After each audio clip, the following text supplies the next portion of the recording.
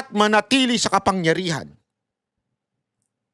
para lang mapabagsak ang VP Sara Duterte. Lalong-lalo na ngayon kung saan umatras na si Robredo. Pakinggan.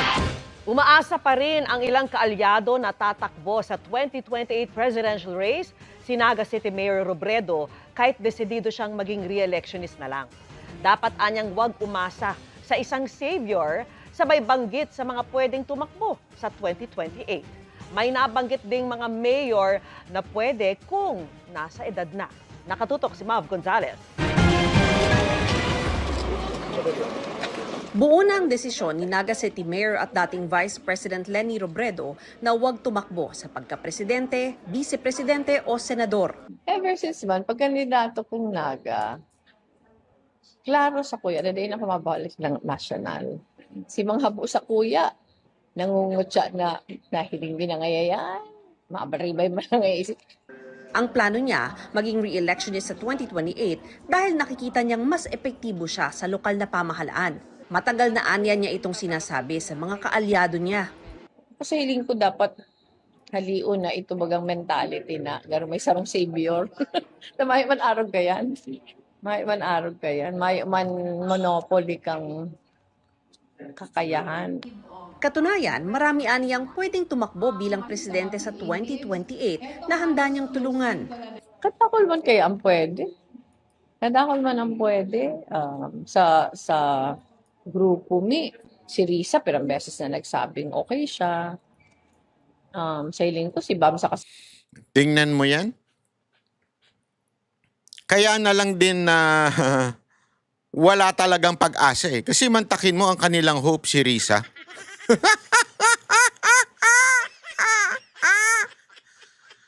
Ang kanilang hope si Risa Hontiveros. Kaya talagang they have to disqualify VP Sara Duterte. They have to do it. As magpatakbo ng medyo hindi sila gagalawin. Yung hindi maingay pagdating sa korupsyon. Maingay lang sa away pamilya. Pero pagdating sa korupsyon, hindi nagsasalita. Di ba? Siyempre, yan ang kailangan nila. Oh, tama, mali.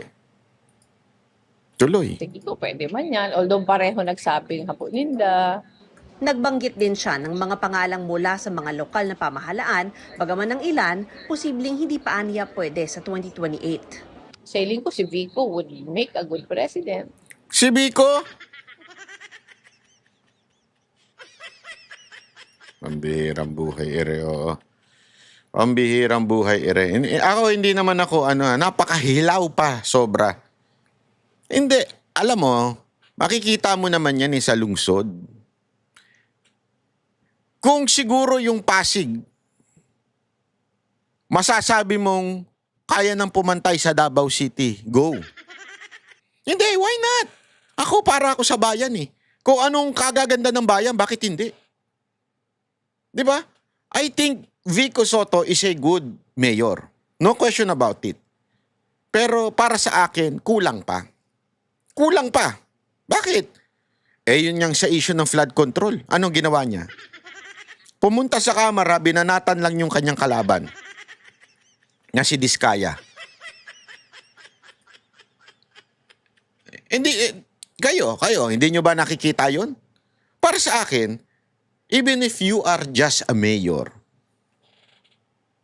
hindi pa pwedeng ang concern mo laang ay yung iyong city. So, nung time na yon, pwede ka na sanang nagsalita, pero hindi niya ginawa. Again, does it make you a bad mayor? No. You're a good mayor. You're good at that particular job. But being a president, I think, malabo. Hilaw.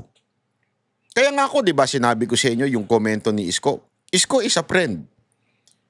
Ako, hanga ako kay Isko. No question about it. But for now, for me, Isko, magstay ka lang muna sa Maynila. Kasi your heart, your vision is for Manila. Maybe someday, pwedeng pang Pilipinas. We do not know. But for now, since hindi mo kayang itong banggain ng administrasyon dahil ginagawa mo ito sa Maynila, therefore, pang Maynila ka lang muna. Ganon din kay Biko. We're being fair. Dahil ngayon, hindi mo kayang humirit para sa pang-nasyonal, aba, diyan ka na lang muna sa Pasig. Stay in Pasig. You're a good mayor in Pasig. Pagandahin mo ang Pasig, katulad ng Davao City, then go for the national. But for now, hilaw. Ang ano lang talaga si Edad, ang sarupan na hiling ko matibay na mayor na would make a good president, si Joy Belmonte. Pero sa pagitan niya at ng mga nabanggit niya, siya pa rin ang mas matunog. Tulad ng isang nag-leak na presidential survey kung saan siya ang pumapangalawa kay Vice President Sara Duterte. Binanggit yan ni Senador Kiko Pangilinan sa isang post. Ang mga numero umano ngayong 2 taon pa bago ang 2028, mas malakas aniya sa numero ni Robredo noong bago pa ito tumakbong Pangulo noong 2022. Kung makakabuo aniya sila ng koalisyong mas malawak sa nabuo noon, ay posibleng manalo si Robredo sa 2028. Kaya sabi ni Senador Kiko Pangilinan na binanggit ni Robredong isa sa mga pwedeng tumakbo, ginagalang man niya ang desisyon ni Robredo, naniniwala raw siyang makakatulong sa interes ng bayan kung magbago ang isip ni Robredo. Sabi pa ni Pangilinan na Liberal Party Chairman, kung hindi aniya tatakbo si Robredo ay hindi siya mapupunan ng ibang pambato mula sa kanilang hanay. Baka lumiit pa aniya ang tsansa ng panalo. Ginagalang din ni dating Liberal Party President Butch Abad ang desisyon ni Robredo. Pero kung may iba namang alternatibo, kailangan aniyang pag-usapan ng partido. That opens up discussions on who should be it for the opposition. But I don't have any ideas, but there are people they like. Risa Ontiveros, Kiko Pangilinan. Hinihingan pa namin ng komento ang ibang pinangalanan ni Robredo na pwedeng tumakbo sa pagkapangulo sa 2028.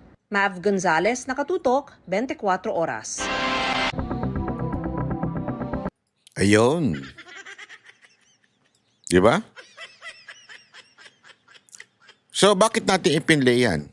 Kasi nga mga kababayan, may importante nating maunawaan na itong mga ito, it's because of the 2028 election.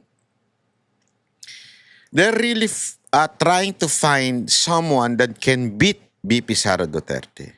If they cannot find someone to beat BP Sara Duterte, let's eliminate in that certain contest or election BP Sara Duterte.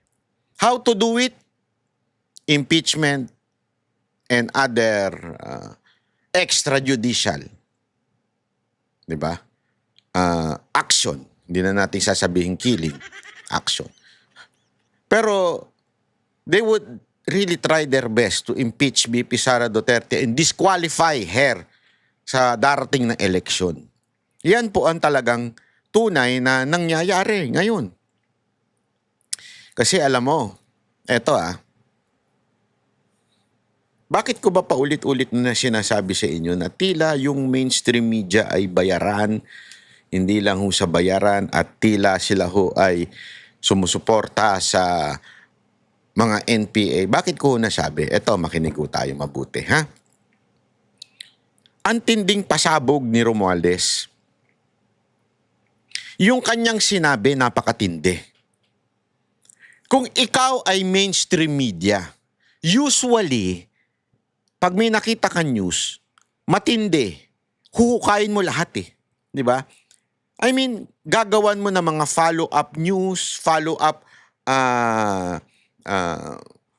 issues. Talagang huhukayin mo. Ano ba nangyari noon? Ganito ba nangyari? Ganito. Yung kay Romualdez, para lang dumaan ng isang araw. Pinag-usapan ng isang araw, tapos na. Pero dito sa impeachment, tangina walang kakwenta-kwenta. Pero halos araw-araw sinasalsal ng media, bawat programa sa mainstream media, ini-interview yung mga tangang mga politikong naglalabas ng ebidensya, kuno, pero wala naman. Araw-araw nila yan, sinasalsal, ika nga. Araw-araw nilang ginagawa. Di ba? Ganon Pero yung kay Romualdez, nga.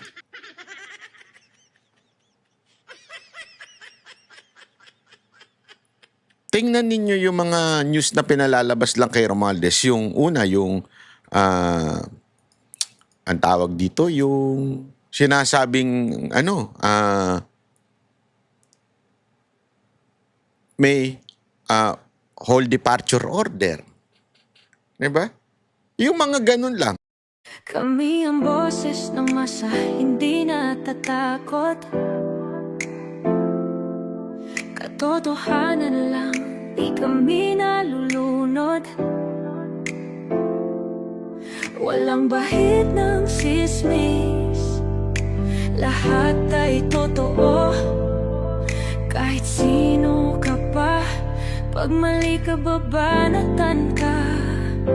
Walang pinipili kulay, wala kaming kinikilingan. Basta para sa bayan, kami lalaban. Pag tama palakpakan, pag mali banatan. Di matitinag, di matatakot, para sa bayan tuloy ang sigaw. Sa harap ng kamera, walang halong takot. Mga baluktot, lahat kayo'y tutumba. Ang hustisya at totoo, yun lang ang mahalaga. Kahit sinong harang, di kami matitinag. Walang pinipiling kulay, wala kaming kinikilingan. Basta para sa bayan, kami lalaban. Pag tama palakpakan, pag mali banatan. Di matitinag, di matatakot, para sa bayan tuloy ang sigaw. Kung nasa tama ka, ikaw ay aming kasama. Pero pag mali ka, handa ka na bang mabasag? Banateros kami, walang inuunan. Dahil bayan muna, bago ang sarili.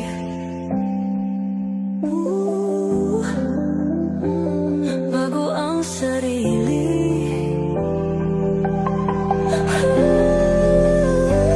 Pag tama palakpakan, pag mali banatan. Banateros ang sigaw, katotohanan ang laban.